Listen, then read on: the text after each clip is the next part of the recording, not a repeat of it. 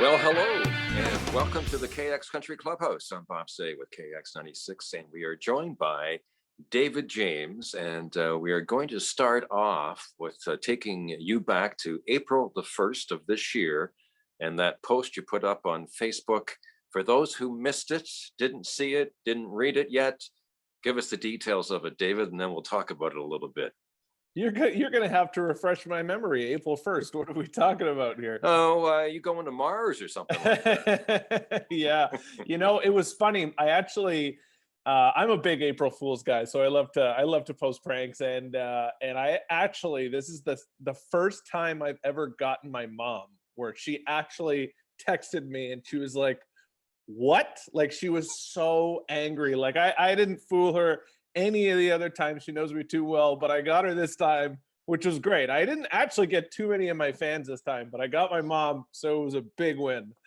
Well, the interesting thing is with reading stuff like that is that you don't necessarily read the date when you're reading it. So I started to read it, and I'm going, yeah, okay, and then I just caught the date, and I thought, all right, fair enough. But I do have a question for you, though. Was it totally made up, or is there actually a Mr. McLeod who helped you with your love of science and space? Oh, Mr. McLeod was in fact my science teacher, grades 4 through 6 at St. John's Ravenscourt in Winnipeg. So shout out to Mr. Dean McLeod. Cool. This is the one thing I'm wondering, because you have a great sense of humor and you don't take yourself too seriously, which is kind of a cool thing. So most people can say, yeah, well, I kind of get my sense of humor from. So how about you? Where does your sense of humor come from? Oh, I think just a gaping lack of talent everywhere else in my life, having to just continuously compensate for my own inequity. No, I think I grew up in a pretty loud family. I want to say a lot of big personalities, and I was the youngest kid. And so I think, my sister was always the really smart one, and my brother was a super athletic one, like university sports and all this stuff. And so I guess I had to just try and carve out my own pathway. And since I wasn't exceptional at anything, I just thought maybe I could make people laugh. Well, here's the interesting thing, because I actually remember the very first time I made my dad laugh. And I'm wondering, and I've done not stand-up comedy, but I've emceed at comedy clubs, and the laugh that you get when you're on stage, that wave of laughter that comes at you, there's nothing like it, really. And I assume it's the same on stage when you're performing, is that when you're performing and you get that reaction, whether people are singing along or they're just going crazy after a song, that wave must just be so cool. Yeah, I think that is it's such an interesting thing to point out, and I think it is true across live performance in a lot of different denominations, whether you're singing and performing or whether you're doing stand up or whatever. I think at the end of the day, kind of the entertainer personality wants to provide a few things for people. They want to provide some sort of cathartic release away from everyday life, that in that moment that they can kind of have a bit of an escape, and they want to provide kind of this, I don't know, just like a sense of joy or euphoria or whatever it is. And me on stage, like receiving that from fans whenever I'm at shows, like hearing that my music has resonated with them to the point that they want to sing my lyrics back to me, or the point that they've made my songs part of the soundtrack to their day, I think is just so exceptionally cool. And so I guess being a performer on stage, you kind of want to repay that in the best way possible and kind of create an environment where they too can have kind of a release or an escape, or just just pure joy. And that's what we try and do on stage, is kind of try and create those moments, take people on that journey a little bit. You mentioned earlier about the reason for your sense of humor is because your brother was the athlete, your sister was the smart one. And I've noticed that you've been spending time at your mom's flower shop, and you've posted a couple of pictures of the bouquets that you've created. So my question is she paying you to stay away now, or is she paying you to actually show up and work? Yeah, my mom, she started her very first shop 17 years ago, or when she was 17 years old, and she relies on repeat business. So she keeps me as far away as possible. I don't do wonders for the business being there, but I'm I have been so fortunate to grow up with hardworking, loving parents, and my mom's an incredible lady, and she's built this fantastic business. And some of my earliest memories um, were actually helping out in her flower shop, picking thorns off roses when I was 3 years old, before a big Valentine's Day, or So whenever I get the chance, it's always nice to be able to give back to her and help her whenever she needs. And for florists, that's often around the holidays, I find. And this year especially, it's been a down year for music, obviously, and for traveling. So getting to spend that time with family, however helpful or unhelpful that I am being, it's the thought that counts. And it's been really special for me to be able to give her some of my time. I'd like to pursue that a little bit with the pandemic, because obviously there are a lot of negative things to tie in with the pandemic. By the way, last I checked, you are still the champion for the Bad Timing Award, releasing an EP when the pandemic hit. So congratulations on that.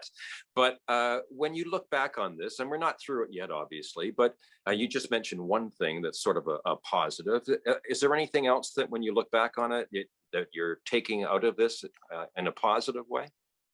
Yeah, I think like most people at the beginning, or I want to say the first part of the pandemic, I really kind of struggled with, I mean, especially musicians, like a lot of people were able to work from home, but not really being able to work. Like, we could like write songs and kind of dream and plan for the future, but not really being able to work.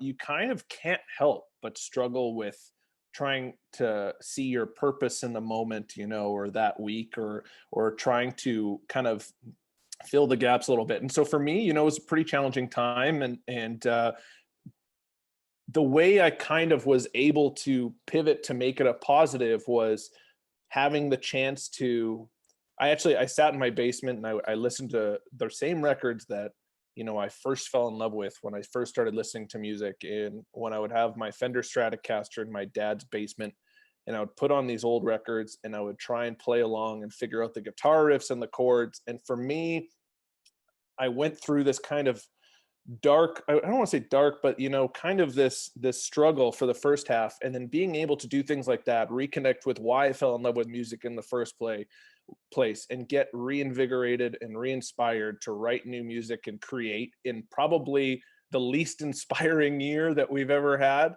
I was really grateful for that. And I think sometimes the best people's best art or best creative work can come through those really challenging times of duress. And so I guess for that, I was pretty grateful.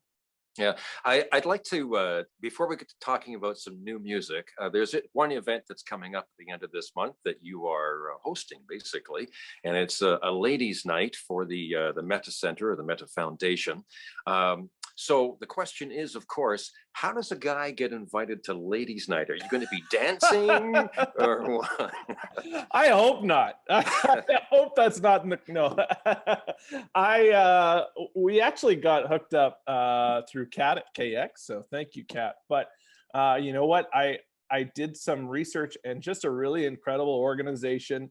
I think it's really important that all people, regardless of their particular needs or talents, feel supported and included, and provided with opportunity and the right kinds of opportunities. And that's what this foundation's been committed to doing. And it's been an absolute joy to kind of plan and work with their team so far. They're just such tremendous people.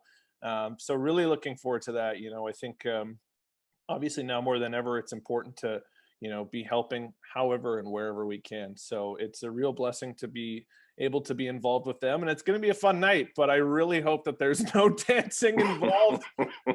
Again, it would be the last it would be the last night ever for the foundation. They would have to close, they would have to shut, they would have no more supporters after that. Yeah, we can't have that.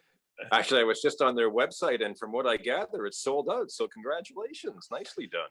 Yeah, super cool. And we're gonna have a great night of just hanging out, and we're gonna have some fun, and they're gonna have me in there mixing a cocktail with them. So that's gonna be a lot of fun, and putting on a little performance after. So it's gonna be a great evening. And David used to be a bartender, so he knows what he's up to when it comes to mixing drinks. So that's cool. Let's talk about some new music. And don't mind if I do. Let's get the story. How did that song come to be? What's the story behind the creation of it? Give us the Yeah. details.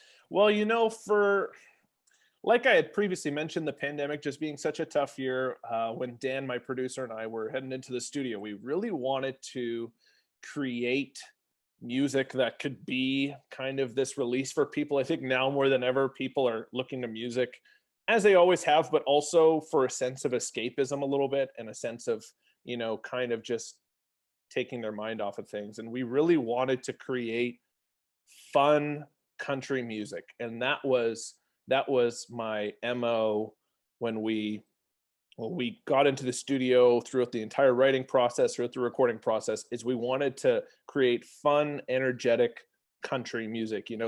This song is definitely more country than I think anything I've ever recorded. There's like a ton of pedal steel and stuff like that, and it's fun.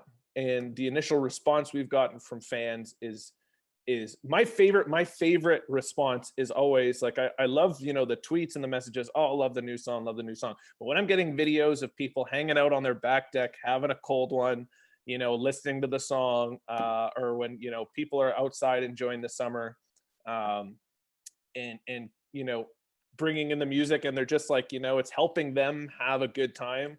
For me, for this song, it was pretty important just because of the year we had. I wanted to create something fun, even for myself too. I just wanted to create something fun and have a great time doing it. And it was so nice to get back to recording music. Like, we had such a blast in the studio. It was really great. How about some other new music coming our way? Is that in the offing in the not too distant future? Yeah, it is. It is. We've recorded a fair amount of stuff, and we're going to be going back in to record some more. And I'm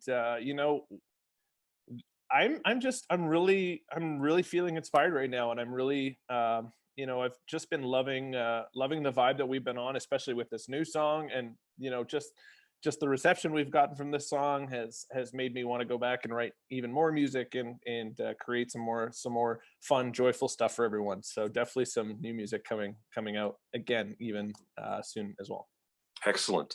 David, we thank you for taking the time to join us in the KX Country Clubhouse. And I'll leave you with this one note. Just before we sat down, I decided to pay a visit in his office to our music director, Pete Walker. And I said, "So, David James, don't mind if I do?" And he said, "Yeah, KX Country is adding it next week. So Oh, listen." amazing. Oh my gosh. Thank you guys so much. You know what? I have got to say, throughout my career, KX has been such tremendous supporters of my music, and I am just so grateful.